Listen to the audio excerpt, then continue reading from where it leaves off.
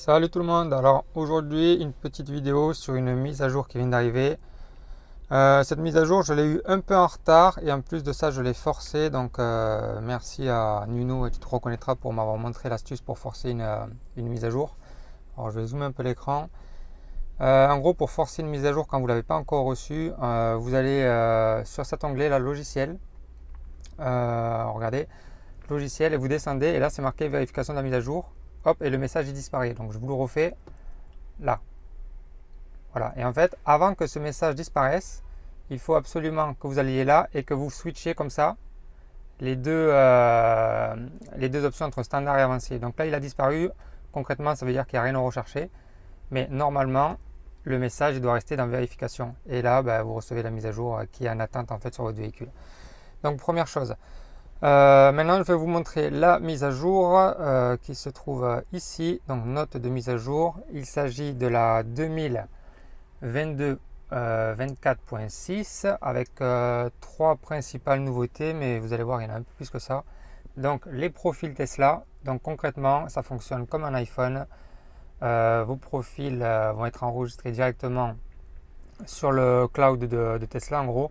Et quand vous allez changer de véhicule Tesla, vous avez juste à rentrer votre compte et vos réglages, playlist, volant, siège et tout ça vont se régler automatiquement comme votre véhicule actuel. Donc ça c'est vraiment pas mal, hein. On voit bien que ça se dirige vraiment comme un ordinateur et voilà, comme l'iCloud de l'iPhone et comme Android le fait aussi.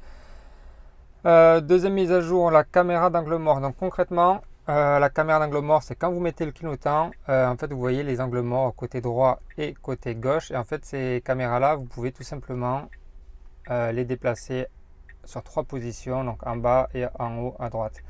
Moi je trouve que celle-ci c'est celle qui va le mieux parce que on a directement le regard posé dessus. C'est vrai que là c'était un peu bas, c'était même un peu dangereux quand on regardait ici. Là je trouve que c'est pas trop mal. Et ensuite, on a le profil, alors je vais éteindre le clignotant, le profil conducteur. Donc en gros, les destinations récentes ou les favoris seront désormais sauvegardés dans le profil conducteur. Donc voilà, ça va un peu avec l'idée du cloud, tout simplement.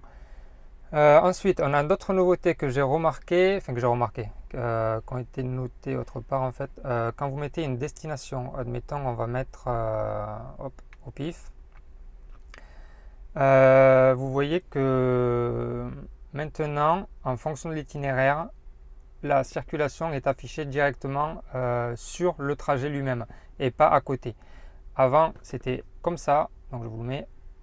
Voilà. En gros, concrètement, avant, c'était des petits traits qui étaient un peu partout superposés à la destination. Et maintenant, pour clarifier un peu le trajet, ils ont mis directement les couleurs sur le trait principal de la route à suivre. Donc c'est plus sympa, c'est aussi un peu plus esthétique. Donc là il n'y a pas trop de bouchons, mais j'aurais pu mettre peut-être une destination, on va dire aéroport. Si il y a un peu plus de couleurs peut-être. Non, bon, il y a plus de, évidemment il n'y a plus de bouchons à ce temps-là, comme par hasard. Mais bon, vous avez compris, l'idée c'est de passer du bleu au rouge à l'orange, etc. Voilà. Autre nouveauté aussi, là par contre c'est un coup de gueule. En gros quand vous passez en pilote automatique de la maintien de voie, les phares, donc ouais, je dis bien les phares, passent eux aussi en phare automatique. Et ça même si vous l'avez désactivé dans les réglages comme ceci. En fait moi j'ai désactivé les feux de route automatiques. Et là en pilote automatique il les réactive à chaque fois. Donc pas ici mais ailleurs. Et du coup comme je l'avais dit en fait c'est une option sur la Tesla qui est vraiment à revoir, les feux de route automatiques. Et donc c'est hyper désagréable en fait parce que la voiture a fait que switcher. Enfin, on est toujours emmerdé avec les gens qui nous font des appels de phare. Donc là c'est un coup de gueule, j'espère qu'ils vont vite corriger ça parce que au moins nous laisser le choix parce que là c'est vraiment pas terrible et ça comment dire, euh, ça n'améliore pas du tout la pilote automatique, au contraire c'est désagréable. Et ensuite, alors autre nouveauté, je n'ai pas vraiment compris sur à partir de quelle version c'était mis à jour. En gros, il s'agit de Tesla Vision.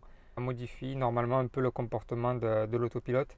Alors honnêtement, moi j'ai trouvé qu'il y avait une différence.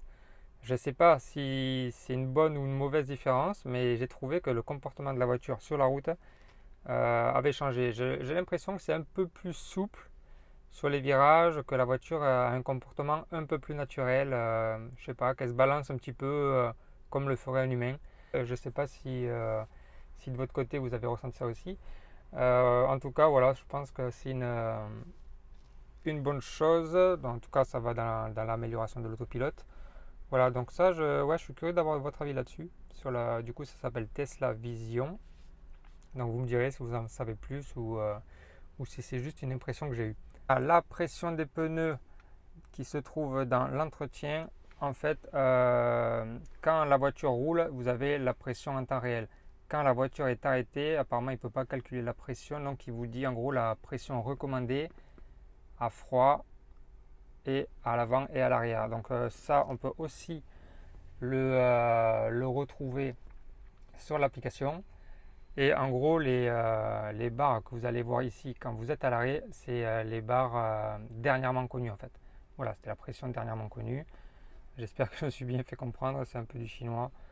Mais voilà, bon, c'est des petites améliorations qui sont toujours bons à prendre. Ensuite, autre amélioration aussi, quand vous roulez, vous voyez juste au-dessus du véhicule, là en fait, on a des petits panneaux qui s'affichent. Voilà, je trouve ça beaucoup plus esthétique. Avant, ils étaient affichés en gros sur le bas de l'écran. À ce niveau-là, maintenant, ils sont affichés au-dessus de la voiture, donc ça, c'est pas mal. On a aussi tout ce qui est clignotant et warning. En fait, ils se mettent plus haut sur la position gauche. Donc la colonne de gauche, c'est la colonne de pilotage en gros. Et les clignotants se mettent en haut maintenant. Et donc voilà, on a fini à peu près le tour des petites nouveautés qu'il y avait dans cette mise à jour. Maintenant, on attend la 2022.28, il me semble. Donc il ne devrait pas tarder non plus à arriver. Et je vous dis à très vite et je vous tiens au courant pour la suite de ma reprise de la Model 3. A plus, ciao ciao.